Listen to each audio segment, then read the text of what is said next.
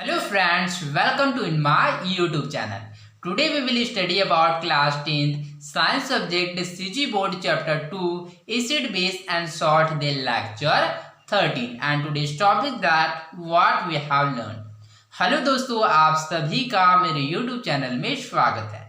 आज हम पढ़ेंगे अध्याय 2 अम्ल क्षारक एवं लवण एसिड बेस एंड सॉल्ट का लेक्चर 13, जिसमें आज का हमारा टॉपिक है व्हाट वी हैव लर्न, अर्थात हमने क्या क्या सीखा। ओके, तो इस टॉपिक में हम लोग जानेंगे कि अध्याय 2 अर्थात chapter 2 acid base and salt में हम लोगों ने क्या क्या सीखा।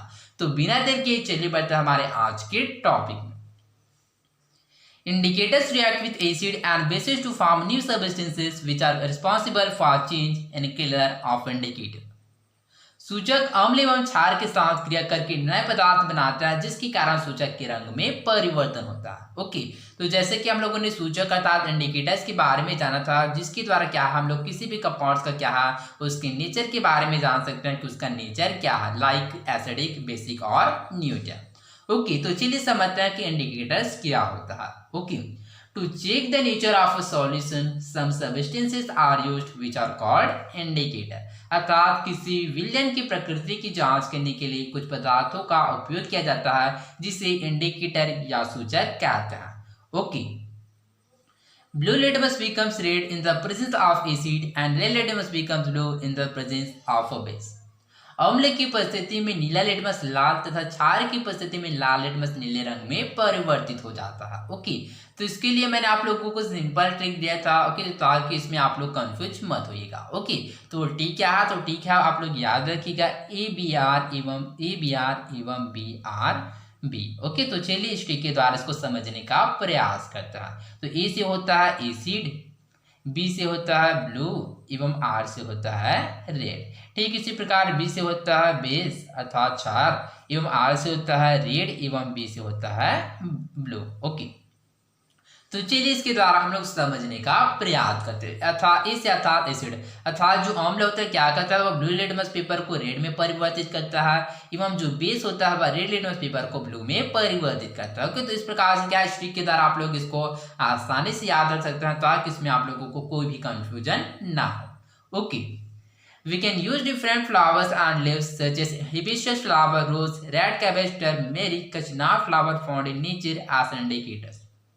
हम अपने आसपास पाए जाने वाले जो हिबिस्कस फ्लावर अर्थात गुड़हल, रोज अर्थात लाल गुलाब के फूल, रेड कैबेज लाल पत्ता गोभी, टर्मेरिक हल्दी, कशनार फ्लावर तथा कशनार का फूल आदि का उपयोग भी अम्ल एवं क्षार का सूचक के रूप में प्रयोग कर सकता है। अर्थात these are particular of the components are natural indicators. Okay, तो ये सभी क्या है, नेचुरल इंडिकेटर्स होता था, प्राकृतिक सूचक होता है जिसके द्वारा भी हम लोग अम्ल एवं क्षार का पहचान कर सकते हैं। Okay, there are some substances that change their odor in the presence of an acid or a base.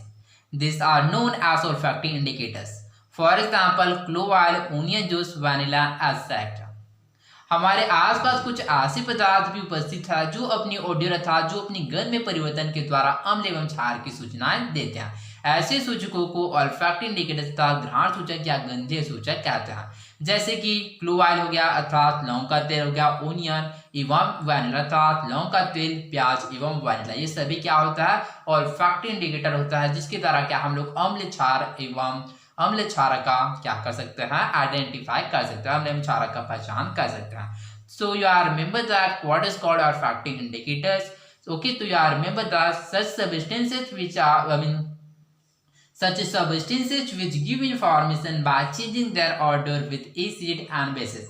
Such indicators are called olfactory indicators. अर्थात ऐसे पदार्थ जो अम्ल व क्षार के साथ अपनी गंध में परिवर्तन के द्वारा सूचना देते हैं, ऐसे सूचकों को घ्राण या गंधीय सूचक या olfactory indicators कहते हैं।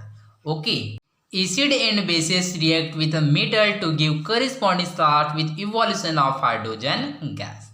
ओके, तो अम्ल और क्षारक धातु से अभिक्रिया करके संगत द्रवण बनाकर हाइड्रोजन गैस को विस्थापित करता है। कैसे, तो चलिए इसको हम लोग इक्वेशन के द्वारा समझते हैं। ओके, तो चलिए कोई भी एसिड लेते हैं जैसे कि हाइड्रोक्लोरिक एसिड। ओके, तो हाइड्रोक्लोरिक एसिड के क्या लेते हैं हम लोग, 2 मॉलिक्यूल लेते हैं जो कि जिंक मेटल के साथ अभिक्रिया करके क्या बनाता है, जिंक क्लोराइड साल्ट का निर्माण करता है, साथ ही हाइड्रोजन गैस का विस्थापन करता है। ओके, ठीक इसी प्रकार हम लोग कोई भी बेस अथवा क्षार का उदाहरण है, जैसे कि यहाँ पर लेते हैं NaOH अर्थात सोडियम हाइड्रॉक्साइड, जो कि जिंक ब्लेडर के साथ क्या करता है, अभिक्रिया करके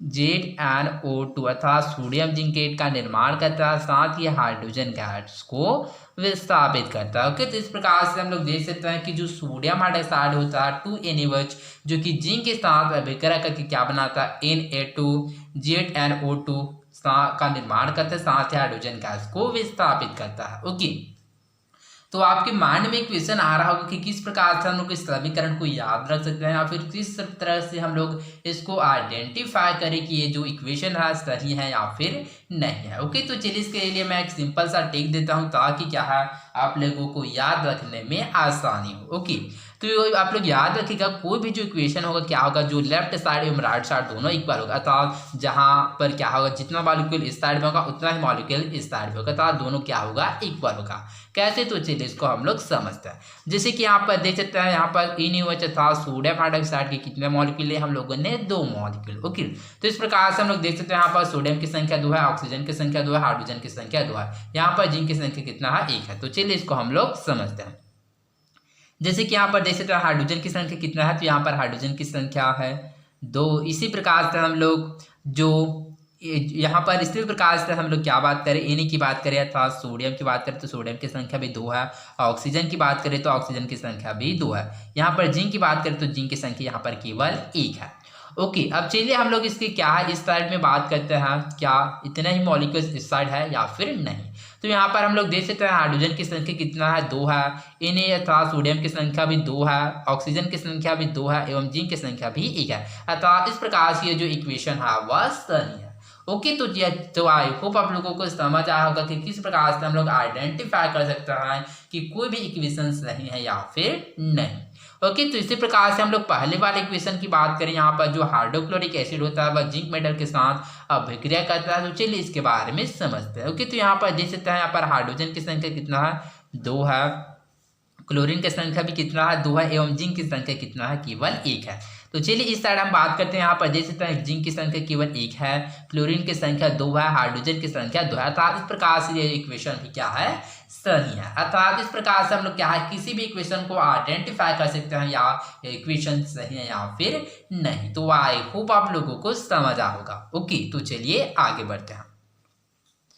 When an acid reacts with a metal carbonate or metal hydrogen carbonate, it gives the corresponding salt, carbon dioxide gas and water. Okay, तो जब अम्ल क्या करता है धातु कार्बोनेट अर्थात मेटल कार्बोनेट एवं मेटल हाइड्रोजन कार्बोनेट, धातु कार्बोनेट एवं धातु हाइड्रोजन कार्बोनेट के साथ अभिक्रिया करके संगत लवण कार्बन डाइऑक्साइड तथा जल का निर्माण करता है। कैसे, तो चलिए इसको हम लोग एग्जाम्पल के द्वारा समझते हैं। ओके, तो चलिए कोई भी धातु कार्बोनेट लेते हैं जैसे कि सोडियम कार्बोनेट। ओके, तो सोडियम कार्बोनेट का जो फॉर्मूला होता है Na2CO3। ओके, तो सोडियम कार्बोनेट क्या करता है, वह एसिड जैसे कि लेते हैं हाइड्रोक्लोरिक एसिड। ओके, तो जो हाइड्रोक्लोरिक एसिड के साथ क्रिया करके क्या बनाता है, साल्ट का निर्माण करता है, 2NaCl प्लस वाटर का निर्माण करता है, इसके साथ ही कार्बन डाइऑक्साइड गैस का भी निर्माण करता है। ओके, तो इस प्रकार से हम लोग देख सकते हैं कि जो सोडियम कार्बोनेट HCl अर्थात हाइड्रोक्लोरिक एसिड के साथ अभिक्रिया करके NaCl सोडियम क्लोराइड का निर्माण करता है, वाटर का निर्माण करता है, साथ ही कार्बन डाइऑक्साइड गैस का निर्माण करता है। ओके, इसी प्रकार से हम लोग धातु कार्बोनेट देखते हैं जैसे कि धातु हाइड्रोजन कार्बोनेट जैसे कि NaSCO3, जिसको क्या बोला जाता है, सोडियम हाइड्रोजन कार्बोनेट या सोडियम बाइकार्बोनेट भी कहा जाता है। ओके, तो ये क्या करता है, HCl एसिड के साथ अभिक्रिया करके NaCl सोडियम क्लोराइड का निर्माण करता है, साथ ही जल बनाता है, इसी प्रकार से कार्बन डाइऑक्साइड गैस का निर्माण करता है। ओके, तो इस प्रकार से हम लोग देख सकते हैं कि जो धातु कार्बोनेट एवं धातु हाइड्रोजन कार्बोनेट होता है वो क्या करता है, एसिड के साथ क्रिया करके लवण अर्थात साल्ट, वाटर एवं कार्बन डाइऑक्साइड गैस का निर्माण करता है। Okay, bases react with non metal oxide to give salt and water, अर्थात क्षारक अधात्विक ऑक्साइड से अभिक्रिया करके सॉल्ट एवं जल का निर्माण करता है। ओके, तो चलिए सबसे पहले समझते हैं कि जो अधात्विक ऑक्साइड क्या होता है। तो अधातु जैसे कि सल्फर। ओके, तो सल्फर क्या करता है, ऑक्सीजन के साथ क्रिया करके क्या है, अधातु ऑक्साइड अर्थात सल्फर डाइऑक्साइड का निर्माण करता है। ओके, तो चलिए इसको हम लोग एग्जाम्पल के द्वारा समझते हैं। जैसे कि कोई भी बेस हो गया, जैसे कि सोडियम हाइड्रोक्साइड लेते हैं, वह सल्फर डाइऑक्साइड के साथ अभिक्रिया करके Na2SO3 अर्थात सोडियम सल्फाइड का निर्माण करता है, साथ ही जल का निर्माण करता है। ओके, तो आई होप आप लोगों को इन सभी क्वेश्चन समझ आ होगा। तो चलिए आगे बढ़ते हैं। Acids and bases react with each other to form corresponding salt and water. This reaction is known as neutralization. अम्ल और क्षार के बीच अभिक्रिया होने पर सात तथा लवण और जल का निर्माण होता है। इस अभिक्रिया को न्यूट्रलाइजेशन अर्थात उदासीनीकरण अभिक्रिया कहता है। तो चलिए इसको एग्जाम्पल के द्वारा समझते हैं। जैसे कि एसिड लेते हैं अर्थात कोई भी अम्ल, हाइड्रोक्लोरिक अम्ल जो कि बेस सोडियम हाइड्रोक्साइड के साथ अभिक्रिया करके साल्ट अर्थात NaCl का निर्माण करता है, साथ ही जल का निर्माण करता है। इस प्रोसेस को क्या करता है, न्यूट्रलाइजेशन रिएक्शन। तो न्यूट्रलाइजेशन रिएक्शन किसे कहता है, तो उसमें आप लोग याद रखिएगा, अम्ल एवं क्षारक आपस में अभिक्रिया करके लवण एवं जल का निर्माण करता है। इस अभिक्रिया को उदासीनीकरण अभिक्रिया या न्यूट्रलाइजेशन रिएक्शन कहता है। Okay, acid and alkali solution in water conduct electricity because they ionize into their ions. An acid associated into H plus and a negative ion, and an alkali dissociated into OH minus and a positive ion. अम्ल एवं क्षार की जलीय विलयन क्या करता है, विद्युत का चालन करता है। क्यों, क्योंकि वे अपने अवयवी आयन अर्थात धन आयन एवं ऋणायन में विभक्त हो जाता है। अम्ल में H प्लस आयन तथा एक ऋणावेशित आयन तथा क्षार में OH माइनस आयन और एक धन आवेशित आयन बनता है। कैसे, तो चलिए इसको समझते हैं। ओके, तो चलिए कोई भी एसिड लेते हैं। ओके, तो चलिए इसको ये क्या है समझने के लिए कोई भी एसिड अर्थात लेते हैं। जैसे कि कोई भी एसिड जैसे कि एस से लेते हैं, हाइड्रोक्लोरिक एसिड, जो कि जलीय विलयन अर्थात H मान ली क्या है, कोई भी जलीय विलयन, वो जलीय विलयन में क्या करता है, वह H प्लस एवं Cl माइनस में विभक्त हो जाता है। तो इस प्रकार से हम लोग देख सकते हैं कि जो ACl हाइड्रोक्लोरिक एसिड होता है अर्थात जो एसिड होता है, वह इक्वस सॉल्यूशन में क्या होता है, वह H प्लस आयन अर्थात हाइड्रोजन आयन एवं एक ऋण आयन में विभक्त हो जाता है। ओके, ठीक इसी प्रकार से हम लोग बेस अर्थात सोडियम हाइड्रोक्साइड की बात करें, यह भी इक्वस सॉल्यूशन में क्या करता है, यह OH माइनस आयन अर्थात हाइड्रोक्साइड आयन एवं एक धन आवेश आयन में विभाजित हो जाता है, जिसकी वजह से क्या होता है, जो इक्वस सॉल्यूशन है उसमें इलेक्ट्रिसिटी कंडक्टर अर्थात विद्युत धारा प्रवाहित होता है। Okay, pH value is used to show the amount of hydrogen ions each place in dilute solution on a scale of 0 to 40. Okay, तो pH मान के द्वारा किसी तनु विलयन में हाइड्रोजन आयन H प्लस की मात्रा को 0 से 14 तक के स्केल में व्यक्त किया जाता है। Okay, a neutral solution has a pH of 7 while an acidic solution has a pH less than 7 and a basic solution has a pH of more than 7. Okay, तो किसी भी उदासीन विलयन का जो pH वैल्यू होता है वह 7 होता है। इसी प्रकार से अम्लीय विलयन का pH मान 7 से कम होता है तथा क्षारीय विलयन का जो pH मान होता है वह 7 से अधिक होता है। The negative part of salt comes from a base and is known as a basic radical, and the positive part comes from acid and is known as acidic radical.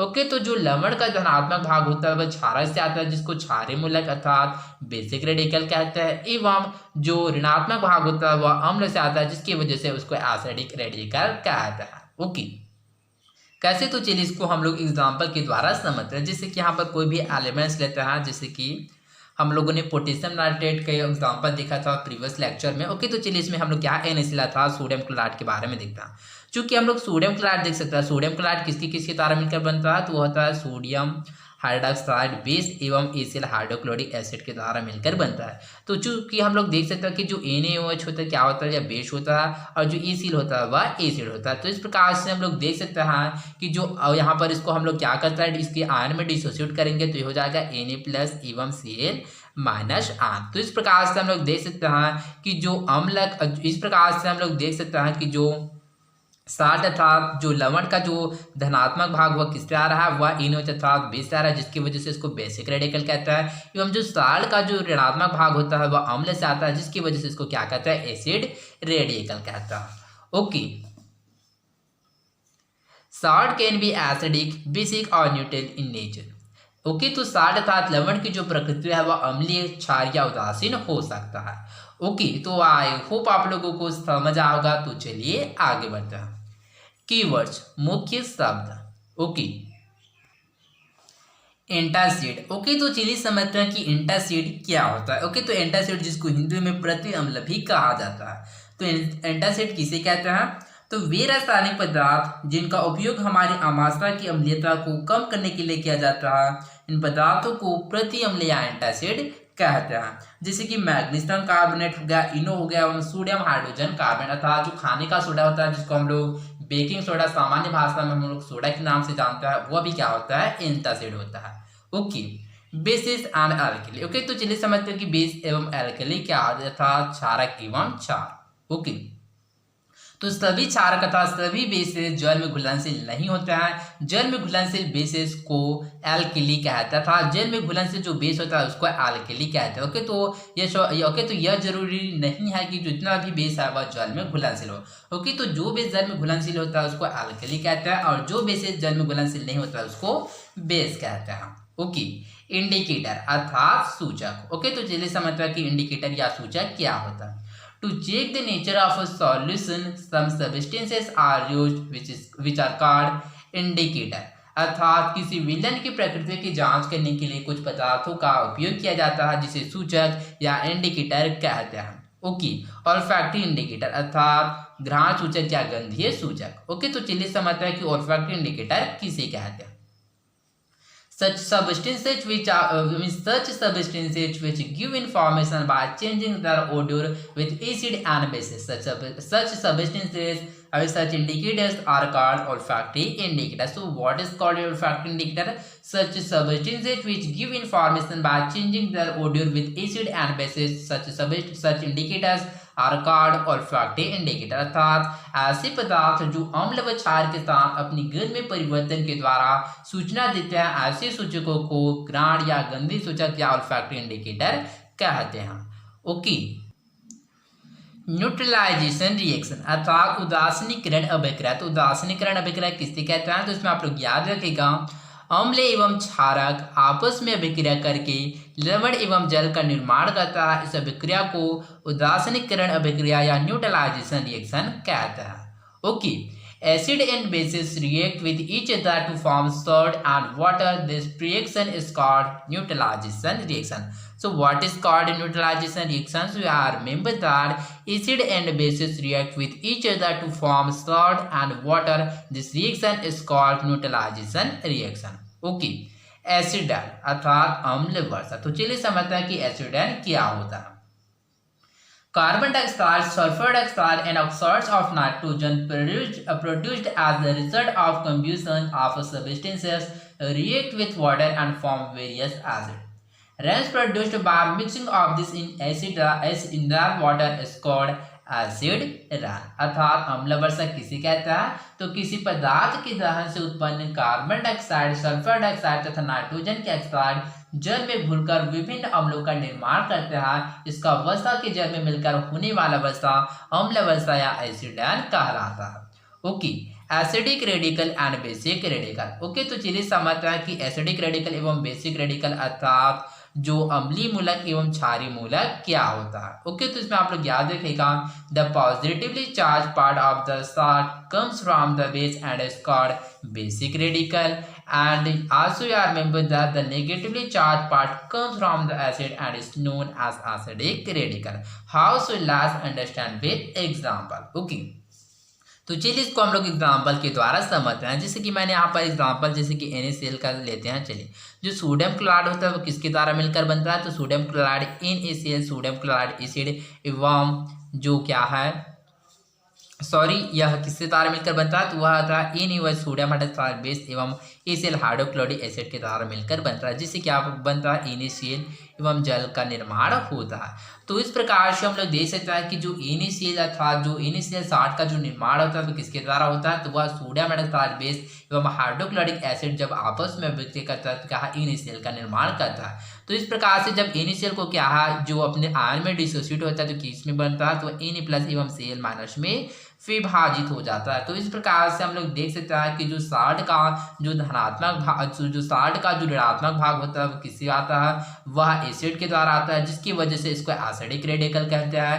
एवं जो साल्ट का जो धनात्मक भाग था जो Na+ वह किसके द्वारा आता है, वह क्षार के द्वारा आता है अर्थात बेस से आता है, जिसकी वजह से इसको बेसिक रेडिकल कहते हैं। ओके, तो आई होप आप लोगों को समझ आ होगा। तो आज के लिए बस इतना ही, मिलते हैं अगले वीडियो में। धन्यवाद।